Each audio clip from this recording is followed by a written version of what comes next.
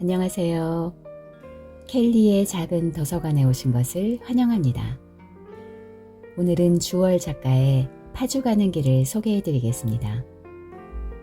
구독과 좋아요, 알림 설정 부탁드리며 이야기 시작하겠습니다.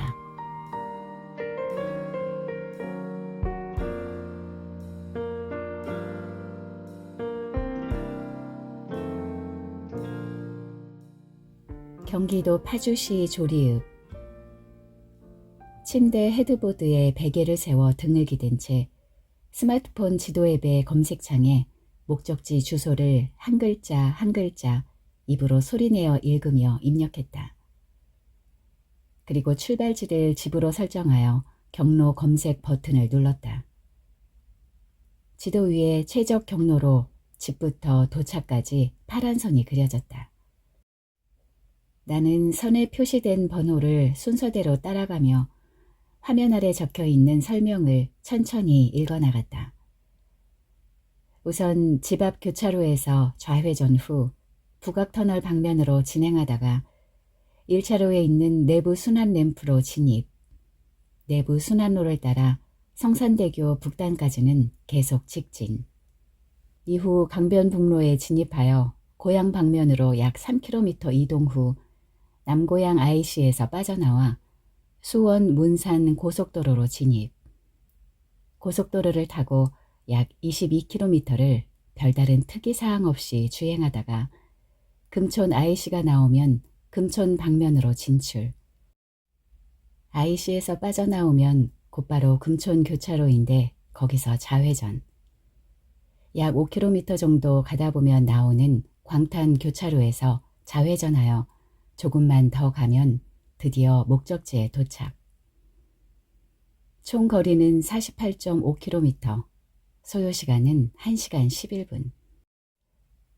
하지만 이 시간은 차량이 많지 않은 심야 시간대 도로를 규정속도로 주행할 경우로 계산된 시간이다. 오전엔 지금보다 차량이 많을 것이고 나는 분명 규정속도보다 천천히 운전할 것이며 최소 한 번 이상은 IC나 교차로에서 실수를 범해 먼 길로 돌아야 할 상황이 발생할 테니 시간은 아무리 못해도 1시간 반 이상 걸린다고 보는 게 맞을 것이다. 나는 한 번 더 시뮬레이션 해보려 했지만 머릿속이 어느새 의심과 걱정으로 가득 차 내 눈은 그저 지도 위의 파란 선을 공허하게 바라보기만 했다. 괜한 짓을 하려는 건 아닐까? 고속도로에서 천천히 달리면 더 위험하다는데 어쩌면 다른 차에 피해를 주는 걸지도 몰라. 만에 하나 사고라도 나면 어떻게 하지? 별별 생각들이 떠오르기 시작하자 슬슬 긴장되기 시작하면서 어깨가 한껏 움츠러들고 나도 모르게 몸에 힘이 잔뜩 쥐어졌다. 늦었는데 안 자고 뭘 그렇게 멍하니 보고 있어? 거실에 있던 남편이 어느새 문을 열고 방으로 들어오며 내게 물었다. 아니 그냥 이것저것. 나는 갑작스러운 남편의 등장에 놀라 황급하게 스마트폰을 끄고 침대 옆 협탁 위에 내던지듯 올려놓았다. 남편은 다행히 별다른 질문은 더 하지 않고 침대에 누웠다. 내가 뭘 하는지 궁금했다기보다는 그냥 별 생각 없이 물어본 게 아닐까 싶었다. 남편은 이불을 턱 밑까지 끌어올리며 자신은 먼저 자겠다고 말했다. 잘 자. 나는 등 뒤에 세워놓았던 베개를 내린 뒤 스탠드를 끄고 침대 위에 몸을 눕혔다. 한 번 더 지도를 보고 싶었지만 내 계획을 남편이 지금 알게 하고 싶지는 않았다. 확실하게 마음의 결정을 한 뒤 나중에 얘기해도 문제될 건 없었다. 사실 벌써 여러 번 보았던 경로였기에 이미 다 외운 상태였다. 나는 눈을 감고 어둠 속에 지도를 떠올렸다. 그리고 그 위에 천천히 파란 선을 그리기 시작했다. 선이 그어지는 방향과 속도에 맞춰 나는 엑셀과 브레이크를 밟고 깜빡이를 켰다 끄고 핸들을 좌우로 돌렸다. 그렇게 목적지에 도착하고 나자 나는 그대로 잠이 들었다. 대학교를 졸업하고 취업 준비를 하며 처음 운전을 배우려고 마음먹었을 때 솔직히 난 내가 운전에 어려움을 겪으리라고는 전혀 생각하지 않았다. 운동신경은 부족했지만 덤벙거리지 않는 신중한 성격이었고 집중력도 좋은 편이었다. 학생 때 체육 실기시험을 보면 부족한 운동 능력을 악착 같은 집중력으로 보완했고 결국엔 항상 높은 점수를 받곤 했다. 그랬기에 나는 당연히 운전도 별 문제 없이 곧잘 할 수 있을 거라 자신했다. 그런데 그렇지 않았다. 운전 학원을 등록하고 처음 운전대를 잡자 내 의지와는 상관없이 심장은 요동쳤고 시야는 좁아졌으며 온몸에서 식은땀이 쏟아졌다. 처음이라 그랬겠거니 했는데 시간이 흐르고 연습이 반복되어도 증세가 크게 나아지질 않았다. 실수가 계속되었고 과연 내가 운전면허를 딸 수 있을지 진지하게 걱정되기 시작했다. 그래도 포기하지 않고 어떻게든 하니 정말 다행스럽게도 실기시험은 3번 만에, 주행시험은 2번 만에 합격했다. 물론 고비가 없진 않았다. 2번째 주행시험에서 코스의 막바지까지 큰 실수 없이 맞춰 이제 됐다고 생각한 순간 난 길가에 세워진 차량을 박을 뻔했다. 다행히 충돌 없이 아슬아슬하게 지나갔는데 감독관은 외마디 비명과 함께 비난이 가득 담긴 눈빛으로 나를 쏘아보았다. 이번에도 틀렸구나 라고 생각했는데 고맙게도 감독관은 날 합격시켜줬다. 아마 내 표정이 불합격을 받는다면 마치 한강다리에라도 갈 것처럼 절망적으로 보였던 게 아닌가 싶다. 그렇게 어렵게 면허는 땄는데 안타깝게도 이후에 운전할 기회가 없었다. 우선 우리 집에는 차가 없었다. 내가 아주 어렸을 적, 그러니까 1980년대 말에 아빠는 동대문 시장에 공급되는 의류를 가공하는 작은 공장의 사장이었고 공장은 나름 견실하게 운영되고 있었다. 그리고 우리 집은 당시엔 흔치 않았던 자가용이 있는 집이었다. 슈퍼살롱이라는 이름도 거창한 세단이었다. 그 시절 학교에서는 학생들을 상대로 이것저것 조사하면서 집에 차 소유 여부도 조사하곤 했는데 실눈을 뜨고 몰래 보니 자동차가 있다고 손든 아이가 10명이 채 되지 않았다. 그래서 나는 다시 눈을 감고 들었던 손을 내리며 나름 자부심을 느꼈다. 그런데 내가 12살이 되었을 때 아빠의 공장이 부도가 났고 우리 집의 환경은 급변했다. 자동차는 물론이고 집도 팔아야 했다. 우리는 회화동의 번듯한 단독주택에서 삼양동의 가파른 언덕 위에 있는 반지하 월세방으로 옮겨야만 했다. 다행히 시간이 흐르면서 집의 경제 상황은 조금씩 나아졌고 우리는 비록 크기는 작지만 깨끗한 아파트로 옮길 수 있었다. 하지만 아빠는 자동차를 다시 사지 않았다. 집안 살림이 그 정도까지 나아지지 않았던 건지도 모르고 어쩌면 그냥 필요하지 않았던 걸 수도 있었다. 어쨌든 우리 가족은 그렇게 자동차가 없는 생활에 익숙해졌다. 어디를 가든 대중교통을 이용하는 걸 당연하게 여겼고 운전해서 먼 곳으로 여행을 가는 건 우리 가족에겐 해당하지 않는 경험이었다. 그래서 난 자연스럽게 어렸을 적부터 운전이라는 행위 자체에 관심을 가질 일이 없었고 필요성도 크게 느끼지 못했다.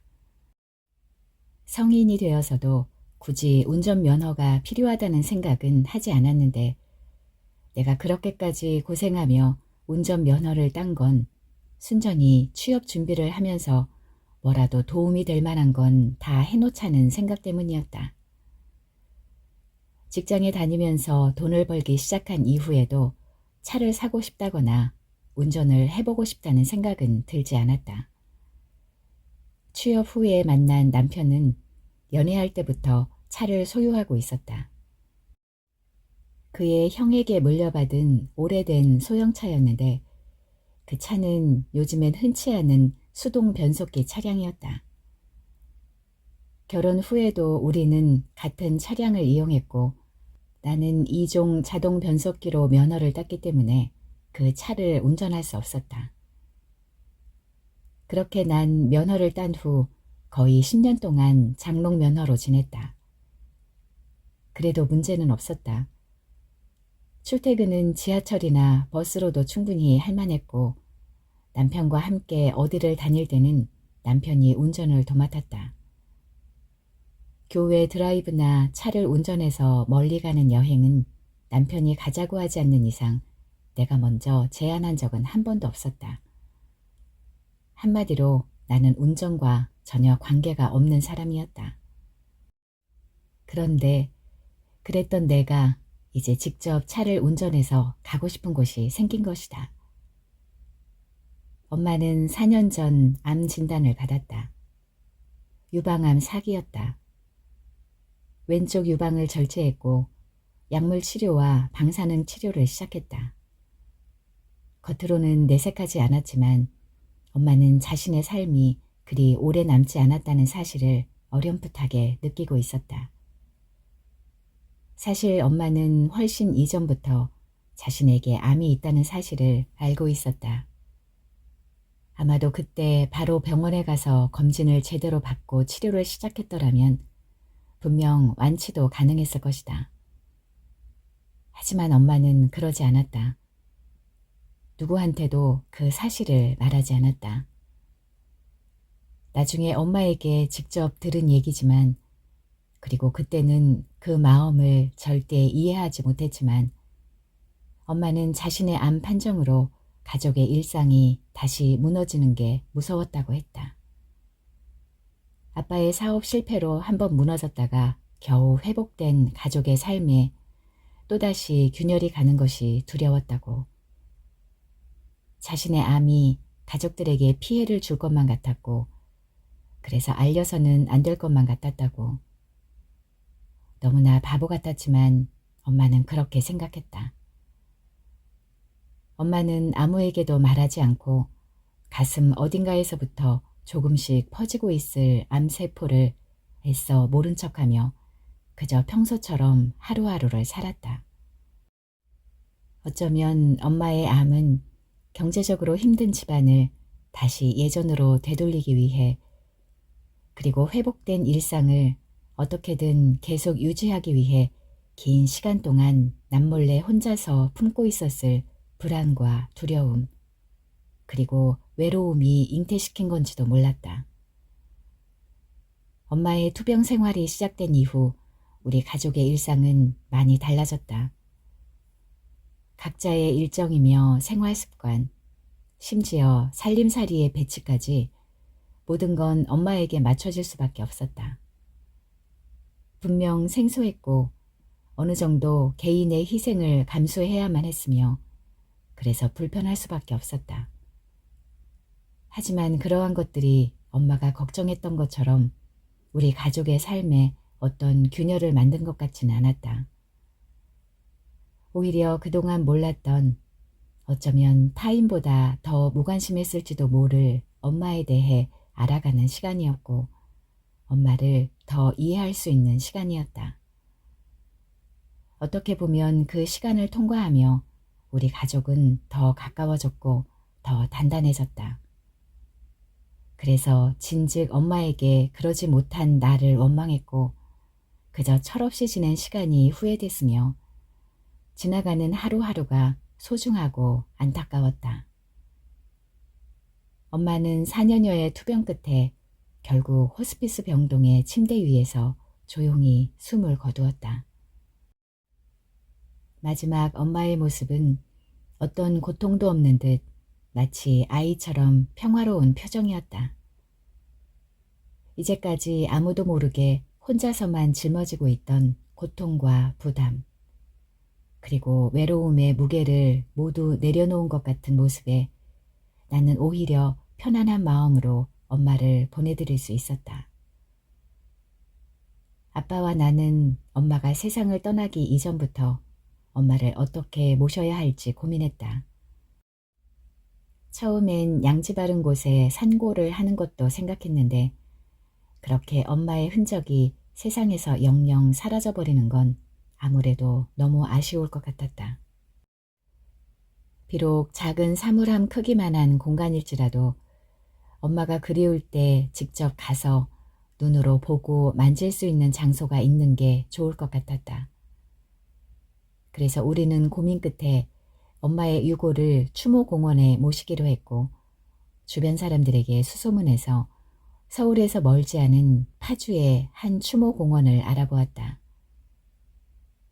미리 계약을 위해 찾아간 그곳은 시설도 시설이지만 무엇보다 산으로 둘러싸인 주변 풍광이 매우 아름다웠다. 자연 풍경을, 특히 봄과 여름의 초록빛을 좋아했던 엄마의 마음에 들만한 곳이었다. 단점이 하나 있다면 대중교통 접근성이 그리 좋지 못하다는 점이었다. 차를 이용하면 1시간 정도 걸리는 곳이 대중교통으로 가면 지하철과 버스를 여러 차례 환승해서 거의 3시간이나 소요되었다. 하지만 추모공원에 갈 때는 남편과 함께 갈 것이고 남편이 운전하는 차를 이용하면 되니 대중교통 접근성이 나쁘다는 건 그리 큰 문제는 아니었다. 우리는 그 추모공원으로 결정했고 엄마의 장례가 끝난 후 유골함은 곧바로 그곳에 안치되었다. 엄마를 보낸 후 시간이 얼마 안 지나서인지는 몰라도 나는 엄마가 자주 그리웠고 보고 싶었다. 시도 때도 없이 문득문득 엄마 생각이 났고 책이나 텔레비전에서 엄마라는 단어를 보거나 듣게 될 때는 말할 것도 없었다. 언젠가 한 번은 동네 헬스클럽에서 운동을 마치고 샤워를 하고 있는데 아무리 젊게 봐도 50을 훌쩍 넘었을 것 같은 두 아주머니의 대화가 등 뒤에서 들렸다. 엄마 보내느라 고생했어. 그래도 마지막엔 편안하게 가셨으니 호상이지. 더 오래 사실 줄 알았는데 아쉽지 뭐. 그래도 90은 넘기실 줄 알았는데. 엄마보다 살짝 어려 보이는 분의 어머니가 90살이 조금 못되어 돌아가신 것 같았다. 작은 샤워장 안에서 물줄기가 떨어지는 소리와 함께 또렷하게 울리는 그들의 대화를 듣고 있으니 엄마는 세상을 참 빨리도 떠났다는, 난 이제 겨우 30대인데 벌써 엄마 없는 딸이 되었다는 생각이 들었다. 그러자 뜨거운 무언가가 가슴속 깊은 곳에서 갑자기 올라오는 게 느껴졌고 결국 눈물이 왈칵 쏟아졌다. 나는 샤워기의 물줄기로 흐르는 눈물을 숨긴 채 한동안 소리 죽여 흐느꼈다. 매 순간 엄마가 그리웠지만 그럴 때마다 추모공원에 가는 건 현실적으로 쉽지 않았다. 남편은 언제든지 괜찮다고 말했지만 계속해서 남편에게 같이 가자고 하는 것도 왠지 미안하고 부담스러웠다. 그렇다고 혼자서 대중교통을 이용해서 다녀오는 것도 엄두가 나지 않았다. 그래서였다. 운전을 시작해보자고 생각한 건, 내가 직접 운전해서 엄마를 만나러 가보자고 결심한 건, 때마침 남편의 지인이 새 차를 사면서 타던 차를 저렴하게 넘기겠다는 제안을 해왔다. 차의 상태도 좋았고 가격도 만족스러웠기에 남편은 제안에 솔깃해했지만 지금 차와 오랫동안 함께하며 정이 깊게 들어서인지 쉽사리 결정을 못 내리고 주저했다. 남편의 심정을 이해 못하는 건 아니었지만 마침 맞게 찾아온 기회를 놓치기 싫었다. 그래서 남편에게 기존 차가 계속 타고 다니기에는 너무 오래된 것 같다. 안전 사양도 요즘 차만큼 좋지 못해 만에 하나 사고라도 난다면 위험하지 않겠느냐. 그리고 차가 너무 오래돼서 솔직히 타고 다니기에 조금 창피한 것도 사실이다. 그러니 이 기회에 차를 바꾸자 라고 적극적으로 주장했다. 차를 바꾸고 싶은 가장 큰 이유인 내가 운전해보고 싶다는 말을 숨긴 채 남편을 끈질기게 설득했다. 결국 남편은 설득에 넘어갔고 우리는 마침내 비록 중고이긴 했지만 세련되고 깔끔한 하얀색 중형 세단으로 차를 바꾸게 되었다. 무엇보다 내 마음에 드는 건 자동 변속기 차량이라는 것이다. 나는 적당한 기회를 봐서 남편에게 차도 바꿨으니 이제 나도 운전을 해보고 싶다고 말했다. 물론 실제 목적은 말하지 않고 그냥 이렇게 있다가 정말 힘들게 배운 운전을 다 잊어버릴 것만 같다고 했다. 남편은 내 예상과는 다르게 별 걱정이나 망설임 없이 흔쾌히 그러라고 했다. 그럼 애써 배웠는데 잊어버리면 아깝지. 그는 진지한 표정으로 이렇게 말했다. 그리고 잠시 뭔가를 생각하더니 이제 자신이 술 마셨을 때 나한테 운전을 시키면 되겠다는 농담인지 진담인지 모를 말을 하며 킥킥거렸다. 웃기고 있네. 내가 술 마신 남편 대리운전이나 하려고 운전을 시작하려는 줄 알아? 남편에게 쏘아붙여주고 싶은 말이 목구멍까지 올라왔지만 나는 남편의 말을 무시한 채 그저 미소만 지어 보였다. 면허를 딴 이후로 운전을 한 번도 안 해보았기에 차가 있다고 바로 운전할 수는 없었다. 연습이 필요했다.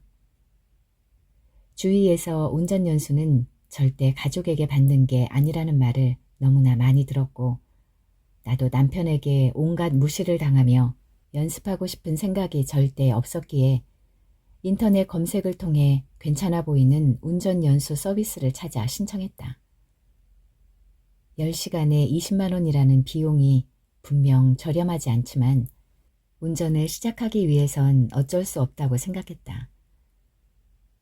연수 첫날 운전대를 다시 잡으니 긴장이 되고 몸이 뻣뻣해지는 건 10년이나 지난 지금도 여전했다. 조수석에 앉은 강사는 처음엔 당연히 그렇다고 자신과 함께 연수를 마치고 나면 분명 자연스러워질 거라고 말하며 자신감 가득한 표정을 지어 보였다. 하지만 나에겐 운전이 자연스러워지는 시간이 10시간으로는 턱없이 부족했다. 예정된 시간에 연수를 모두 받았지만 운전대를 잡고 도로에 나갈 때 드는 긴장은 전혀 풀리지 않았다. 이대로는 도저히 혼자서 운전할 엄두가 나지 않았다. 결국 난 어쩔 수 없이 그 비싼 연수를 2번이나 더 받아야만 했다. 남편은 분명 많이 아까워하는 눈치였지만 가족 생활비가 아닌 내 개인 돈을 사용했기에 대놓고 별다른 말을 하진 않았다. 무엇보다 자신이 직접 해주겠다는 말도 하지 않았다. 3번의 연수를 마친 후에도 떨리는 건 여전히 변함이 없었지만 굳게 마음을 먹고 우선 출퇴근부터 직접 운전을 시작해보았다. 혼자 운전해서 출근길에 나선 첫날, 차로 10여 분 정도밖에 안 걸리는 거리를 거의 혼이 나간 상태로 운전을 했다. 겨우 도착해서 정신을 차려보니 손바닥엔 땀이 흥건했고 승모근도 한껏 솟아올라 목과 어깨가 너무 아팠다. 그렇게 극한의 긴장감을 느끼며 며칠간 운전을 하니 그래도 이전과 비교해서 조금이나마 운전이 자연스러워졌고 마음도 한결 가벼워진 걸 느낄 수 있었다. 여전히 다른 차들에 비하면 기어가듯 천천히 달렸고 차선 변경은 겁이 났지만 A4 종이에 한 장씩 크게 써서 뒷유리에 초보, 두 글자가 나를 보호해준과 동시에 다른 차들의 짜증을 다소나마 가라앉혀 줄 거라 굳게 믿으며 꿋꿋하게 운전을 했다. 남편은 차에 붙은 종이를 보고 이렇게 붙여놓으면 뒤가 보이냐며 경악했지만 난 아무 대답도 하지 않았다. 솔직히 운전하며 룸미러로 뒤를 볼 여유 따윈 없었다. 그렇게 조금씩 운전에 익숙해지고 점점 운행거리가 늘어나게 되자 나는 이제 드디어 엄마에게 혼자 갈 때가 되었다고 생각했다. 있잖아, 나 혼자 운전해서 파주에 가보려고. 아침을 먹던 중 남편에게 슬그머니 나의 계획을 말했다. 아직 잠에서 덜 깬 얼굴로 콩나물국에 밥을 말아 한 숟갈 크게 떠서 그 위에 김을 올려 입으로 가져가던 남편은 나를 보지도 않은 채 되물었다. 파주? 파주. 엄마한테 다녀오려고. 그제야 남편은 고개를 들고 살짝 놀란 눈으로 나를 쳐다보았다. 그는 나에게 시선을 고정한 채 입안에 음식물을 빠르게 씹어 삼킨 뒤 조금은 과장되게 걱정스러운 목소리로 말했다. 가는 거야 좋은데 그런데 문제 없겠어? 혼자 가도? 천천히 운전하면 괜찮을 것 같아. 오히려 큰 길이 운전하기에는 더 편하기도 하잖아. 나는 젓가락으로 콩나물국을 천천히 휘휘 저으며 말을 이었다. 그리고 엄마 보러 가고 싶어. 남편은 말없이 나를 바라보았다. 무언가 하고 싶은 얘기가 있는 듯한 표정이었지만 끝내 말하지 않았다. 그러더니 이내 평소대로 돌아온 목소리로 조금 걱정되긴 하지만 언젠가 경험해 봐야 할 거니 이번 참에 해보는 것도 괜찮겠다고 말했다. 지금 하는 것처럼 조심해서 천천히 운전하면 문제 없을 거라고도 했다. 그러고는 다시 콩나물국을 떠서 먹기 시작했다. 이럴 때 보면 남편은 새삼 쿨했다. 아니면 무심하거나. 그런데 언제 가려고? 내일. 내일? 내일. 회사에는 연차 냈어. 오전에 갔다가 일찍 돌아올 거야. 남편은 다시 한번 놀란 빛으로 나를 쳐다보았다. 그의 눈빛에는 분명 걱정과 불안이 담겨 있었다. 호기롭게 가도 좋다고 말은 했는데 막상 그게 내일이라고 하니 얘를 과연 혼자 보내도 되는 걸까 싶은 것 같았다. 나는 남편의 시선을 일부러 피하며 최대한 아무렇지 않은 척 하려고 노력했다. 파주에 다녀오겠다고 말했을 때부터 이미 가슴은 두근거렸고 몸이 떨리는 것 같았지만 남편에게 그러한 모습을 들키고 싶지는 않았다. 혼자 다녀오겠다고 말은 했지만 과연 아무 일 없이 잘 다녀올 수 있을지 솔직히 걱정이 되긴 했다. 머릿속엔 혼자 운전해서 파주로 가는 생각만 가득해 먹고 있는 음식의 맛도 느껴지지 않을 정도였다. 문득 바라본 국물 속 제멋대로 휘어진 콩나물의 모양이 지도에 경로 안내에 표시되는 방향 표시처럼 보였다. 우회전, 좌회전, 우측 출구, 좌측 출구, 그리고 어쩌면 유턴. 나는 눈을 한번 지그시 감았다가 뜨고는 살며시 머리를 좌우로 흔들었다. 그리고 작게 한숨을 내쉬고는 젓가락으로 콩나물을 집어 입에 넣고 천천히 씹었다. 남편은 그런 나를 힐끔힐끔 쳐다만 볼 뿐 별다른 말을 더 하지는 않았다. 다음 날 아침 남편은 평소와 다를 바 없이 아무렇지 않은 듯 출근을 준비했다. 하지만 괜한 헛기침을 해대며 내 눈치를 살피는 모습에서 분명 그가 나를 걱정하고 있다는 걸, 나에게 하고 싶은 말이 있다는 걸 알 수 있었다. 나 정말 최선을 다해 조심히 운전할게. 그러니까 너무 걱정하지 마. 사고가 뭐 그렇게 쉽게 나는 것도 아니고 괜찮아. 잘할 수 있을 거야. 나는 차분하고 다정한 말투로 남편을 안심시켰다. 격려를 받아야 하는 사람은 나였지만 지금 누가 누구를 격려하는 게 뭐 그리 중요할까 싶었다. 어쩌면 내가 운전하는 동안 걱정과 불안에 안절부절 못하며 가슴을 졸이고 있을지도 모를 남편을 생각하니 그것도 불쌍하긴 했다. 현관문 앞에 가만히 서서 나를 빤히 바라보던 남편은 갑자기 나를 두 팔로 안아주며 등을 토닥여 주었고 잘 다녀오라고 말했다. 그리고 무슨 일이 있으면, 아니 무슨 일이 없어도 자기한테 꼭 전화 달라고 신신당부했다. 남편도 적잖이 걱정되는 모양이었다. 나는 자신 있는 미소를 지으며 오른손의 주먹을 불끈 쥐어 보였다. 오전 9시 반에 집에서 나와 차에 탔다. 출근 시간대를 피해가는 게 아무래도 운전하기에 수월하리라 판단했다.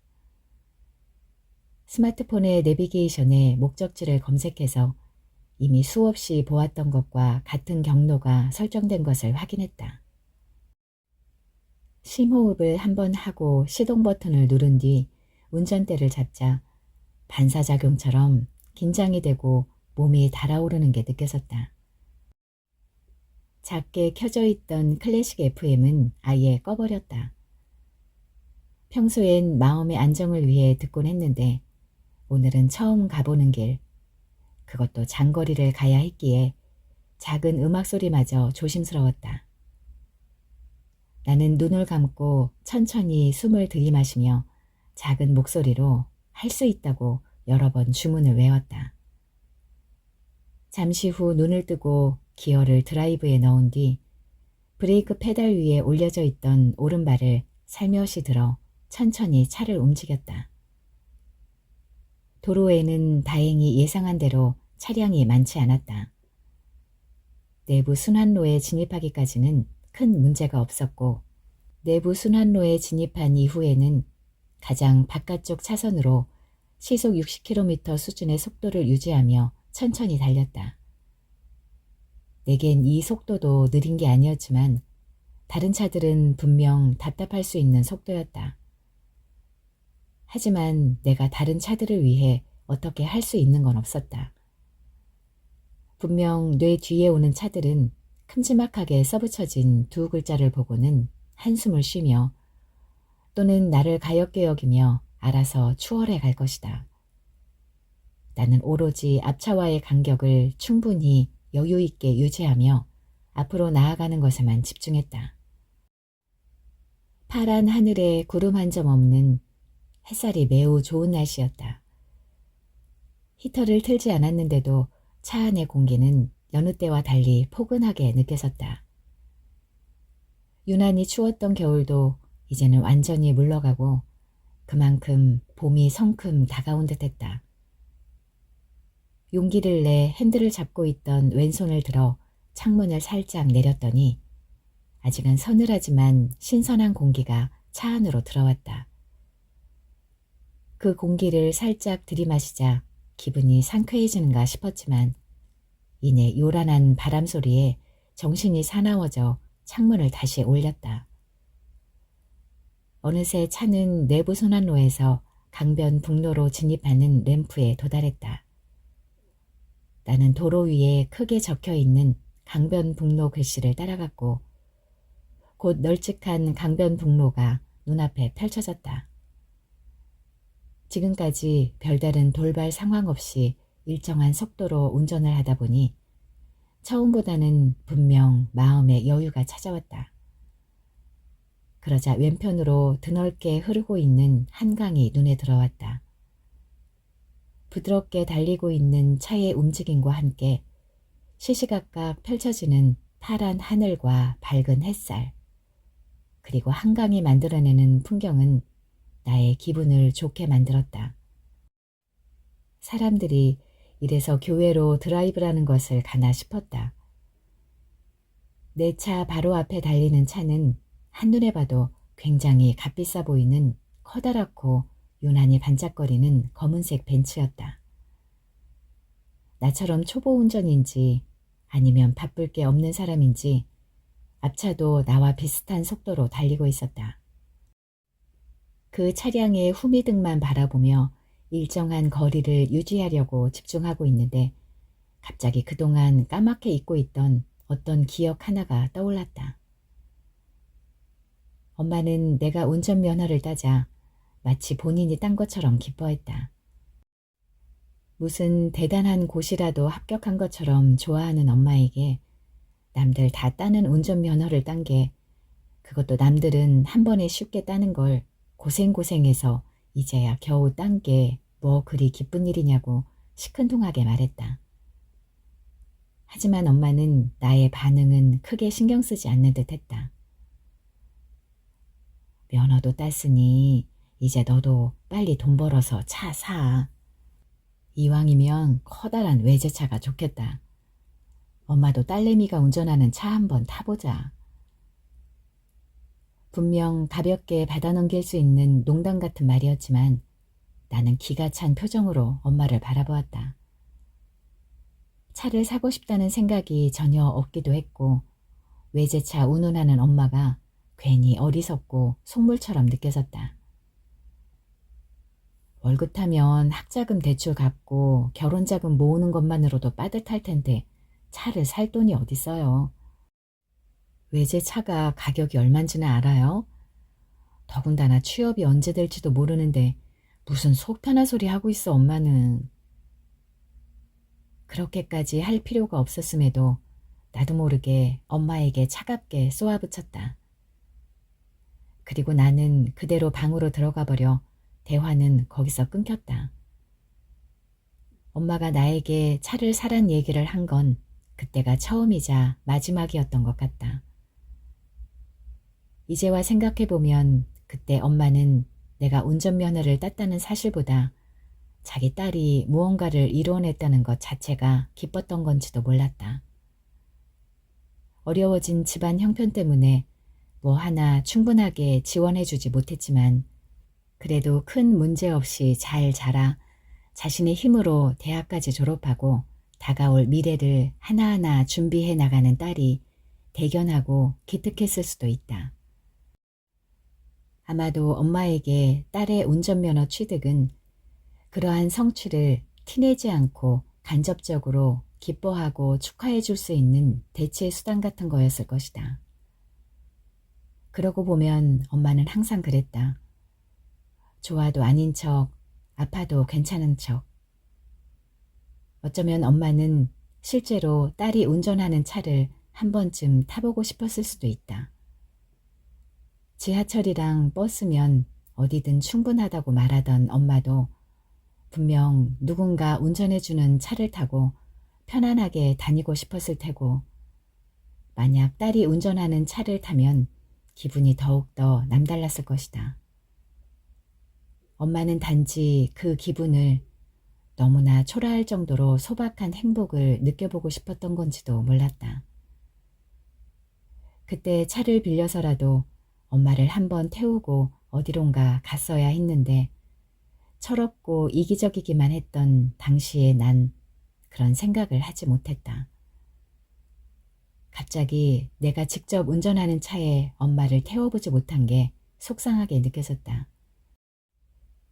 이제는 엄마를 태워주고 싶어도 엄마와 함께 이렇게 날씨 좋은 날 엄마가 좋아하는 초록의 자연을 보러 드라이브를 하러 가고 싶어도 그럴 수가 없다.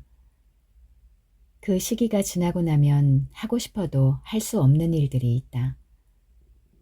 그때는 눈물을 흘리며 후회해도 아무런 소용이 없다.